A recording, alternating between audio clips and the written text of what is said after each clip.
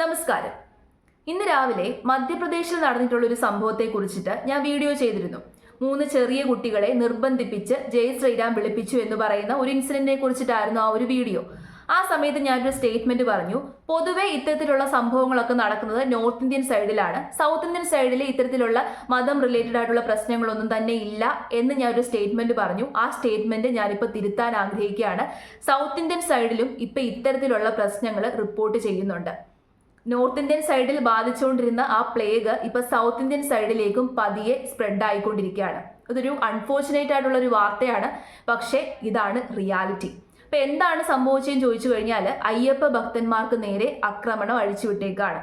2 സംസ്ഥാനങ്ങളിലാണ് ഒരുമിച്ച് ഈ ഒരു സംഭവം ഉണ്ടായത്. ഒന്ന് ആന്ധ്രാപ്രദേശും തമിഴ്നാട്ടിലും. അപ്പൊ ആന്ധ്രാപ്രദേശിൽ എന്താണ് ഉണ്ടായെന്ന് ചോദിച്ചു കഴിഞ്ഞാൽ അയ്യപ്പന്മാര് വാഹനത്തിൽ വരുമായിരുന്നു, വലിയൊരു വാനിൽ വരുമായിരുന്നു, ശബരിമലയിലേക്ക് പൊക്കോണ്ടിരിക്കുകയാണ്. ആ സമയത്ത് നമുക്കറിയാം അയ്യപ്പ ഭക്തന്മാർ ഇങ്ങനെ ദൂരെ നിന്നൊക്കെ വരുന്ന സമയത്ത് ആ വാനില് ഭക്തിഗാനമൊക്കെ ഇട്ടുകൊണ്ടായിരിക്കും വരുന്നത്. ദൈവത്തിന്റെ പാട്ടും പ്രെയറും ഒക്കെ ഇട്ടുകൊണ്ടായിരിക്കും അവർ വരുന്നത്, പ്ലേ ചെയ്തുകൊണ്ടായിരിക്കും വരുന്നത്. അങ്ങനെ വന്നുകൊണ്ടിരുന്ന സമയത്ത് കുറച്ച് ഇസ്ലാമിക മതവിശ്വാസികൾ ഇവരെ തടഞ്ഞു നിർത്തുകയാണ്. തടഞ്ഞു നിർത്തിയിട്ട് ആ ഡ്രൈവറെ ആക്രമിക്കുകയും ആ വാഹനത്തിന്റെ ചില്ലൊക്കെ തല്ലി തകർക്കുകയൊക്കെ ചെയ്തു. വലിയ രീതിയിലുള്ള പ്രശ്നമായി.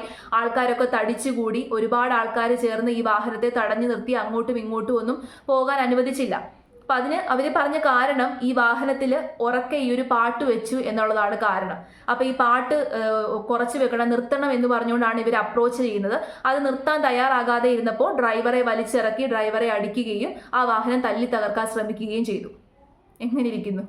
അപ്പൊ ആ സമയത്ത് അവിടെ പോലീസുകാർ നോക്കി നിൽപ്പുണ്ടായിരുന്നു. പക്ഷെ പോലീസുകാരും തന്നെ ഇടപെട്ടില്ലെന്നാണ് അവിടെ ഉണ്ടായിരുന്ന കാണികളൊക്കെ തന്നെ പറയുന്നത്. പ്രശ്നം വഷളായതിനു ശേഷമാണ് പോലീസുകാരും ഇടപെടാൻ തയ്യാറായത്. ഇനി രണ്ടാമത്തെ ഇൻസിഡന്റ് നടന്നത് തമിഴ്നാട്ടിലാണ്. അപ്പൊ തമിഴ്നാട്ടില് ഇതുപോലെ അയ്യപ്പന്മാർ ഒരു 50 അയ്യപ്പ ഭക്തര് നമ്മളിങ്ങനെ കെട്ടുമുറുക്കി പോകുന്നതിന് മുമ്പ് അവർ പ്രെയർ ഒക്കെ നടത്തും. ഈ അയ്യപ്പന്മാരുടെ വീടുകളിലൊക്കെ തന്നെ ഇങ്ങനെ ഭജനയും ഭജനപ്പാട്ടും അങ്ങനത്തെ സംഭവങ്ങളും ഒക്കെ നടത്താറുണ്ട്. അങ്ങനെ അമ്പലത്തിൽ വെച്ച് ഇങ്ങനെ പ്രാർത്ഥന നടത്തിക്കൊണ്ടിരുന്ന സമയത്ത് തൊട്ടപ്പുറത്തുണ്ടായിരുന്ന മുസ്ലിം പള്ളിയിലെ ആൾക്കാരാണെന്നാണ് പറയുന്നത്. ഇതേപോലെ ഇസ്ലാമിക മതവിശ്വാസികൾ വരികയും അവരെ ആക്രമിക്കുകയും ചെയ്തു. ഇങ്ങനെ പ്രെയർ നടത്തി എന്നുള്ളതാണ് അവർ പറഞ്ഞ കാരണം. ഇതാണ് 2 ഇൻസിഡന്റ്. നമ്മുടെ നാടിന് എന്തു പറ്റി?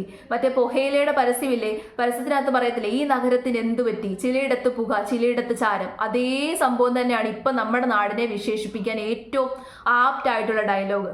നമ്മുടെ നാടിന് ഇത് എന്തു പറ്റി? ചിലയിടത്ത് ഹിന്ദുക്കൾ വഴക്കുണ്ടാക്കുന്നു, ചിലയിടത്ത് മുസ്ലിങ്ങൾ വഴക്കുണ്ടാക്കുന്നു, തമ്മിത്തല്ലുമാണ്. ഇവിടുത്തെ പ്രശ്നങ്ങൾക്ക് മെയിൻ ആയിട്ടുള്ള കാരണക്കാര് ഹിന്ദുക്കളും മുസ്ലിങ്ങളുമാണ്. ക്രിസ്ത്യൻസിനെ ഞാൻ ഇതിനകത്തോട്ട് ഇൻവോൾവ് ആക്കുന്നില്ല. ചില ഹിന്ദുക്കളും ചില മുസ്ലിങ്ങളും അവരുടെ ഉള്ളിലുള്ള തീവ്ര മതവിശ്വാസത്തിന്റെ പേരിൽ അങ്ങോട്ടും ഇങ്ങോട്ടും വഴക്കുണ്ടാക്കുന്നു. ആ ഒരു വഴക്ക് മറ്റുള്ളവരിലേക്കും സ്പ്രെഡ് ആയിക്കൊണ്ടിരിക്കുന്നു. നോർമലായിട്ട് സമാധാനത്തോടുകൂടി ജീവിക്കുന്ന ഹിന്ദുക്കളിലേക്കും സമാധാനത്തോടുകൂടി ജീവിക്കുന്ന മുസ്ലിങ്ങളുടെ ഇടയിലേക്കും ഈ വഴക്ക് സ്പ്രെഡ് ആകുന്നു. മൊത്തത്തിൽ ഇപ്പൊ കലുഷിതമായിട്ടുള്ള ഒരു അന്തരീക്ഷമാണ്. ഇതിനകത്ത് ഏറ്റവും കൂടുതൽ ശ്രദ്ധിക്കേണ്ടത് നമ്മുടെ ഭരണകൂടമാണ്.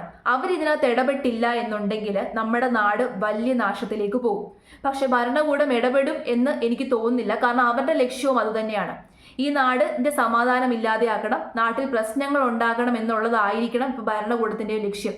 അതുകൊണ്ടായിരിക്കണമല്ലോ ഇത്തരത്തിലുള്ള പ്രശ്നങ്ങൾ റിപ്പോർട്ട് ചെയ്യുമ്പോൾ അതിന് വേണ്ട കാര്യങ്ങളൊന്നും തന്നെ ആരും എടുക്കുന്നില്ല, സ്വീകരിക്കുന്നില്ല. ഇങ്ങനത്തെ പ്രശ്നങ്ങൾ റിപ്പോർട്ട് ചെയ്യുമ്പോൾ അതിനെ ഗൗരവമായിട്ട് കണ്ടിട്ട് എത്രയും പെട്ടെന്ന് ആ പ്രശ്നത്തിന് വേണ്ട പരിഹാരം ഉണ്ടാക്കുകയാണ് നമ്മുടെ ഗവൺമെന്റ് ചെയ്യേണ്ടത്. പക്ഷേ ഒരു ഗവൺമെന്റും ഇപ്പൊ പരിഹാരം ഉണ്ടാക്കുന്നില്ല.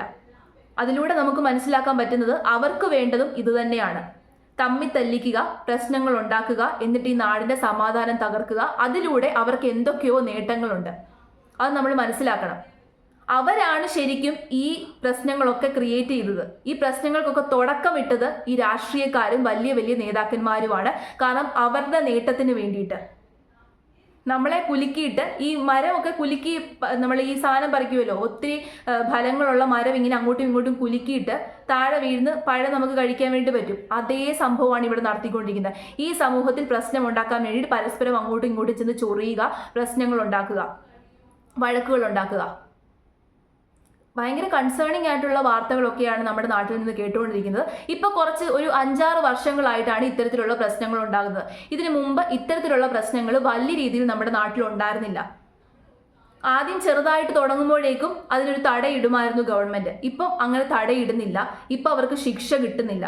നേരത്തെ ഇത്തരത്തിലുള്ള പ്രശ്നങ്ങളൊക്കെ ചെയ്യുന്നവരെ നമുക്ക് ഏറ്റവും വലിയ ഒരു ബിഗസ്റ്റ് ആയിട്ടുള്ളൊരു ക്രൈമാണ് എന്ന് കരുതി ആൾക്കാരെ പിടിച്ചകത്തിടുമായിരുന്നു. ഇപ്പൊ ഇത് വലിയൊരു ക്രൈം ആകുന്നില്ല. ശിക്ഷ കിട്ടാതെ ഇരുന്നതോടുകൂടി ഇതൊക്കെ ഇവിടെ ആകാം എന്നുള്ളൊരു ചിന്ത എല്ലാവരുടെയും ഉള്ളിൽ ഇപ്പോൾ ഉണ്ട്. അതിപ്പോൾ ചില മുസ്ലിങ്ങളുടെ ഉള്ളിലുമുണ്ട്, ചില ഹിന്ദുക്കളുടെ ഉള്ളിലുമുണ്ട്. എന്നിട്ട് പരസ്പരം അങ്ങോട്ടും ഇങ്ങോട്ടും വഴക്കുണ്ടാക്കിക്കൊണ്ടിരിക്കുകയാണ്. കാരണം ശിക്ഷ കിട്ടുന്നില്ലല്ലോ. ഇങ്ങനെ അങ്ങോട്ടും ഇങ്ങോട്ടും തമ്മി തല്ലിക്കൊണ്ടോ വഴക്കിട്ടുകൊണ്ടോ നമുക്കൊന്നും നേടാൻ പറ്റത്തില്ല. നമ്മുടെ ഈ നാടിന്റെ സമാധാനം ഇല്ലാതെയാകും, ഈ നാട്ടിൽ ജീവിക്കാൻ പറ്റാത്ത അവസ്ഥയാകും എന്നല്ലാതെ ഒരു നേട്ടവും ആർക്കും ഉണ്ടാകാൻ പോകുന്നില്ല. ഒരു ദൈവത്തെയും ആരും രക്ഷിക്കാനും പോകുന്നില്ല. ഇതിലൂടെ ഒരു ദൈവത്തെയും രക്ഷിക്കാൻ പോകുന്നില്ല. അയ്യപ്പ ഭക്തന്മാര് ഉറക്ക പാട്ട് വെച്ചതുകൊണ്ട് ആർക്കും ഒന്നും നഷ്ടപ്പെടാനില്ല. അല്ലെന്നുണ്ടെങ്കിൽ ഏതെങ്കിലും മുസ്ലിം പള്ളിയിൽ ഉറക്ക പ്രെയർ നടത്തിക്കൊണ്ട് ആർക്കും ഒരു പ്രശ്നവും ഉണ്ടാകുന്നില്ല. അത് പ്രാർത്ഥനയല്ലേ എന്ന് മാത്രം വിചാരിച്ചതിനെ തള്ളിക്കളയാവുന്നതേ ഉള്ളൂ. പക്ഷെ ആവശ്യമില്ലാത്ത പ്രശ്നങ്ങൾ ഉണ്ടാക്കുകയാണ്. അമ്പലത്തിൽ 50 സ്വാമിമാർ ചേർന്ന് പ്രാർത്ഥിച്ച് അവർ കുറച്ചു നേരം കഴിയുമ്പോൾ പ്രാർത്ഥന അവസാനിപ്പിച്ച് അവർ പോകും.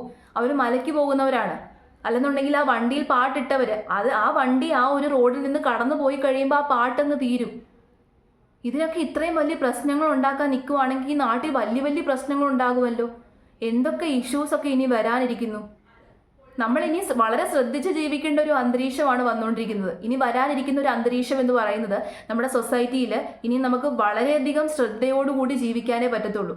എന്തെങ്കിലും ഒരു ചെറിയൊരു ഇൻസിഡന്റ് ഉണ്ടായി കഴിഞ്ഞാൽ വലിയ പ്രശ്നങ്ങളുണ്ടാകും, വലിയ പൊട്ടിത്തെറികളുണ്ടാകും.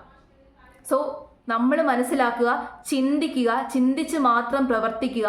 ഇത്തരത്തിലുള്ള വഴക്കുകൊണ്ടൊന്നും ഒരു നേട്ടവും ഉണ്ടാകാൻ പോകുന്നില്ല. ഇതൊന്നും നമ്മുടെ നാടിന് ആവശ്യമായിട്ടുള്ള കാര്യമല്ല. നമ്മുടെ നാടിന് എന്താണോ ആവശ്യം, നമ്മുടെ നാടിൻ്റെ നന്മയ്ക്ക് എന്തൊക്കെ കാര്യങ്ങളാണോ ചെയ്യേണ്ടത് ആ കാര്യങ്ങൾ ചെയ്യുക. നമ്മുടെ ജീവിതത്തിന് ഇത് ആവശ്യമാണോ എന്ന് ചിന്തിക്കുക. അങ്ങനെ ആവശ്യമല്ലാത്ത കാര്യങ്ങളൊക്കെ മാറ്റി നിർത്തുക, ഒഴിവാക്കുക, സമാധാനത്തോടു കൂടി ജീവിക്കുക. സമാധാനമാണ് ഈ നാടിന് ആവശ്യം.